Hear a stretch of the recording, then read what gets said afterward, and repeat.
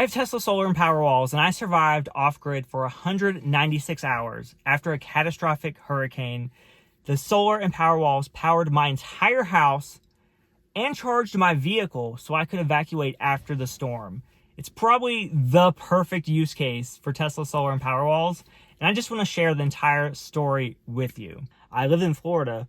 The biggest reason for my power going out would be a hurricane, and I got almost a direct hit from this hurricane, and it was worse than I could have imagined. So let me just run you through the entire story, how the Tesla Solar and Powerwalls helped me, how they even helped others as well. Before we get started, make sure you like this video, subscribe, and comment. It helps get this video pushed out to more people. I really appreciate it. So before the hurricane hit, I did the normal preparations. I went and got bottled water, food, supplies, put up my hurricane shutters. At this point, I was super hyped. Like, I was ready for this hurricane. At this point, it wasn't going to be a direct hit. I wasn't really afraid. I was just looking forward to the power going out and being able to test out my Tesla Solar and Powerwalls. Hurricanes and like storms just always excited me. I was kind of in for a rude awakening though. The day the hurricane hit was probably one of the most terrifying days of my entire life.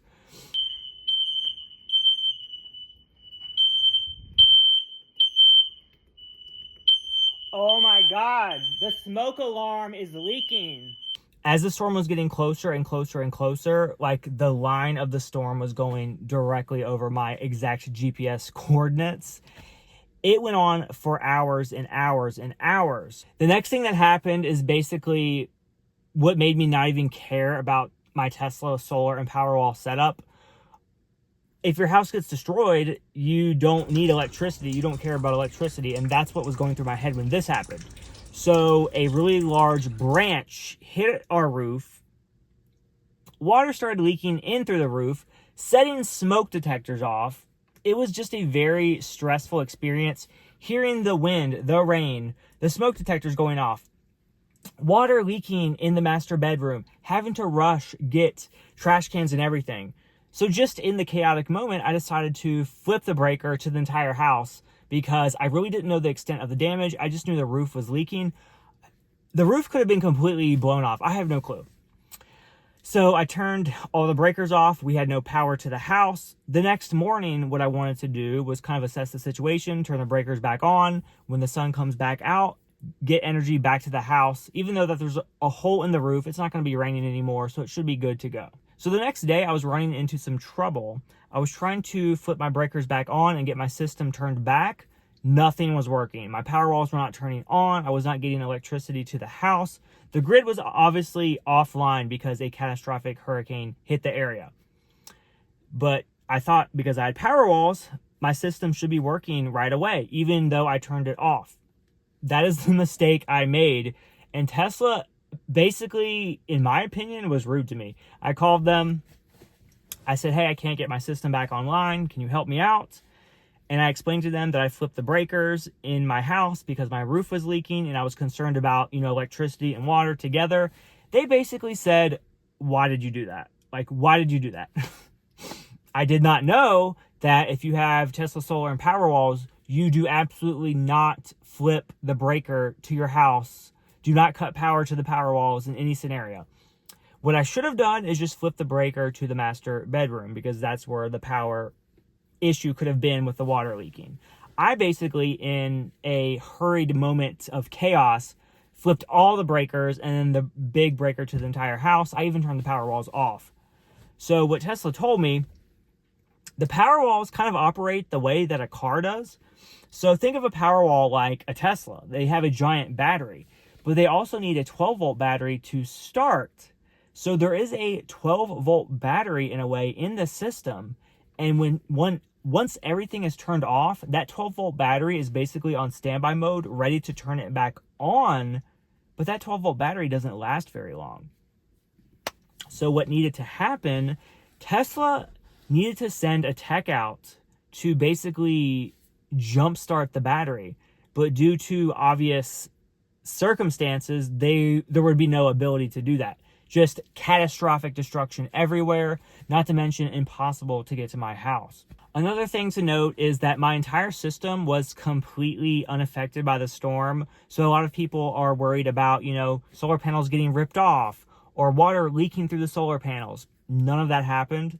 The only damage that happened, and I didn't even notice until days later, one of my solar panels has a crack in it. So something really big just hit it and it's cracked.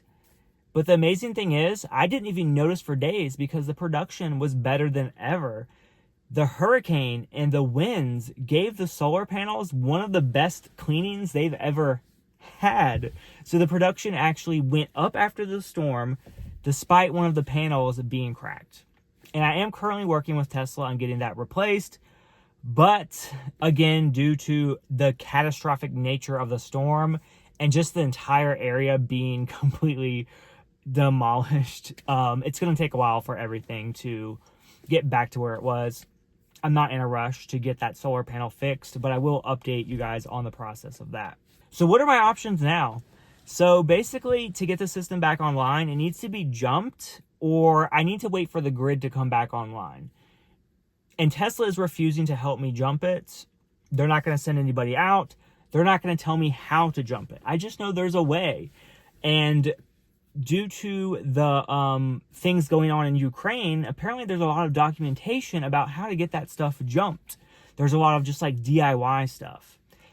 And as unwilling as I was to do that because potentially it could affect the warranty, I was also heated at the possibility of buying this system 2 years ago for this exact scenario, and it's not working. That was really getting to me. So I was kind of willing to do anything.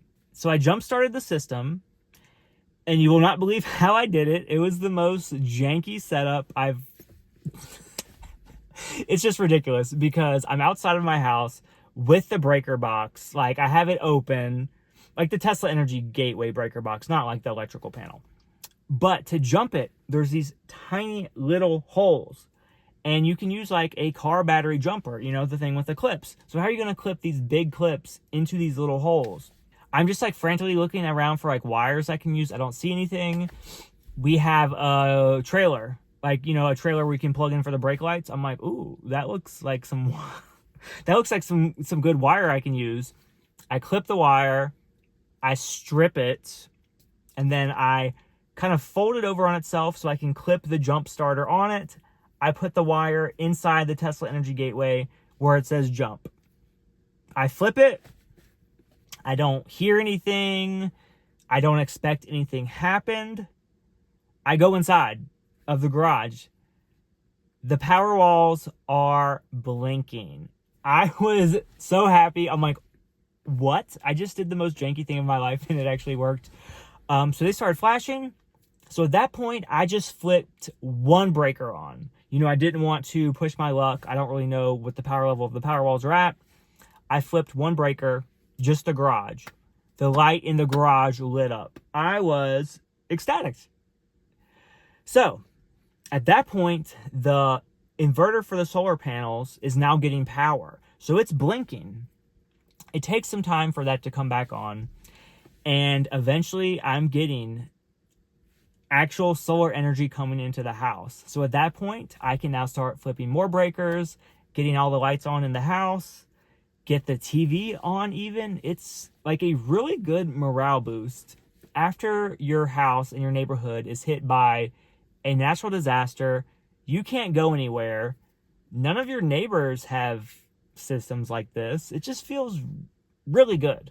The best thing, like the thing that people cannot comprehend after a storm like this, the ability to turn your air conditioner on. That is priceless. People ask me, what is the ROI on Tesla solar and Powerwalls? The solar has a return on investment. For a lot of people, the Powerwalls do not. The ROI is priceless. It's being able to have air conditioning for days after a storm. Being able to have your fridge working, not losing all of your food in there. Just being able to live like normal.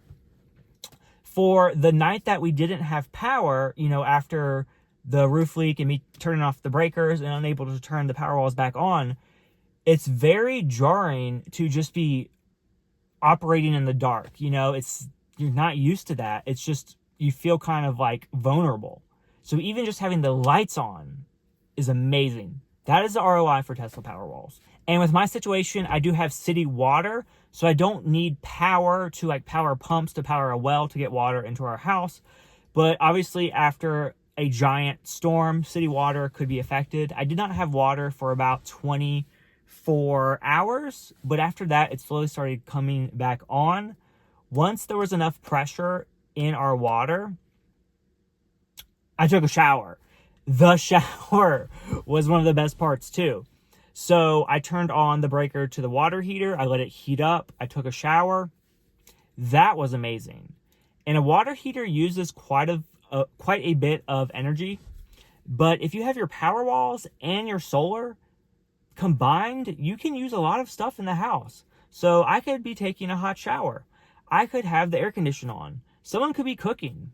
It's all perfectly fine. The capacity and the capabilities with this system is really good. You're not really making too many sacrifices. And also, I have an 11.3 kilowatt system of solar panels, and I have 2 Powerwalls. And I actually ran into an issue quite frequently where I was overproducing electricity and my Powerwalls would be completely full and there would be nowhere for the energy to go. Luckily, I do have a Tesla, and you can plug in the Tesla and charge it. And there's a built-in feature called Tesla Charging with Off-Grid Powerwalls. And it basically allows you to set how much priority you want on your car and how much you want on your house. Of course, in that situation where I am flooded in, can't go anywhere, I put priority on my house. And if the Powerwalls were ever approaching the capacity, then it would charge the car. That was great. But also too, like I still was having too much energy. So it's very surreal to even say this, but I got on my stand-up paddleboard, paddled over to my neighbor's house, and I was like, hey, like I see that you're sitting in your car all day, charging your devices, wasting your gas, like putting strain on your car. You can come over to my house. Like I have power. You can charge your phones. You can charge your laptops, do whatever you need. You can sit in my car and air condition, whatever. So they did that. They took me up on my offer. At the beginning of the storm, I was like, no, I'm keeping all this power to myself.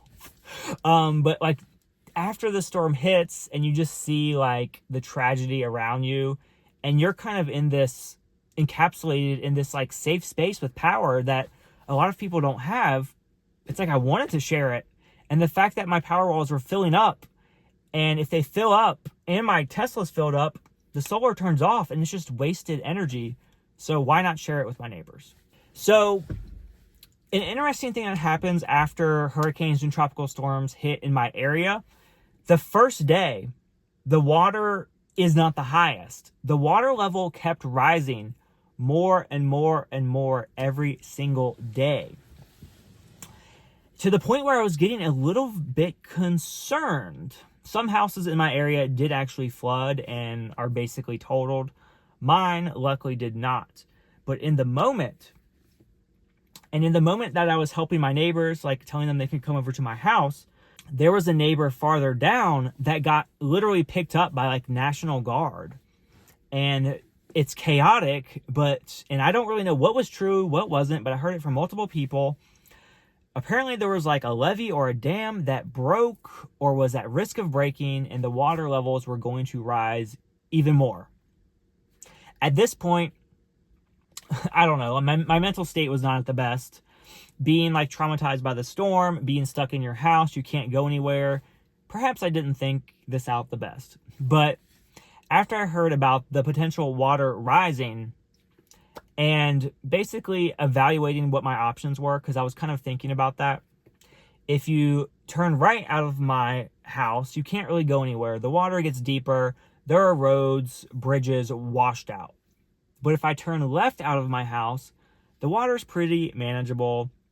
And the interstate is right there. So there's normally a fence, but somebody removed it. So at this point, I'm like, okay, there's a risk of the water rising further. Who knows when we can get out of here? Could I drive my Tesla through this water and evacuate and leave? So that's exactly what we did.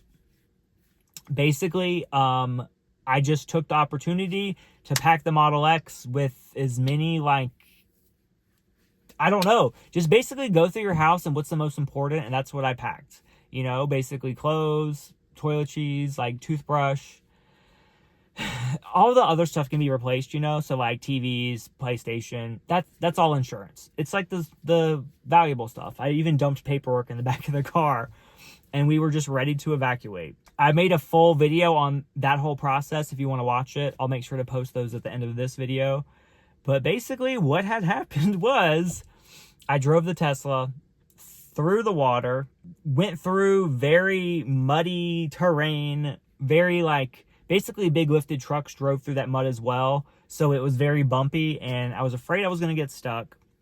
So looking back, I could have done this differently, but basically what I did, I drove through the water about 15 miles per hour, which in my opinion, I think is pretty fast. But in my mind, I needed to keep up momentum, because if the vehicle ever lifted off the ground, which I believe it did for a second or two, I needed momentum to like keep going. I didn't want to get like pushed into the ditch or something if the vehicle floated, which I believe it did float for a second. And two, I wanted to be able to go through the mud and not get stuck. So I figured if I'm going faster, that would help me not get stuck. What the problem was with that, my rear bumper got ripped off, and that was the beginning of October. It's almost December, and I'm still working with Tesla on getting my bumper put back on. So that's a whole nother video for another time, and I'll make sure to update you guys on that. But I wish the bumper didn't get ripped off, because that has been a process.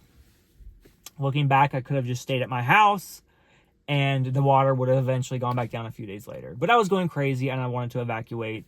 And who else can say that, you know, they drove through water and jumped on the interstate with their Tesla? That was the perfect opportunity to do that. So basically, I evacuated to Delray Beach, which is on the East Coast. No hurricane damage there at all. It was perfect, peaceful paradise. I stayed there for a few days. Not to worry, though, a family member was staying at our house, and they were giving me updates about the whole Tesla solar and Powerwall system. Because we did not have internet at the house, I was unable to monitor the system with my Tesla app. But what I did, I left them one of my extra iPhones, and you can connect to the Tesla Energy Gateway and monitor the progress that way. Because when you're off grid, you know, you do want to monitor the Powerwall status. That way you can maybe adjust things on the fly, which there really wasn't much need to do so, because every day we would run the air condition ice cold, like 69 degrees. And then at night, we would turn the AC up a little bit just so it wasn't running all night. The next day, we would wake up with like 50% Powerwall capacity. And this just went on and on and on.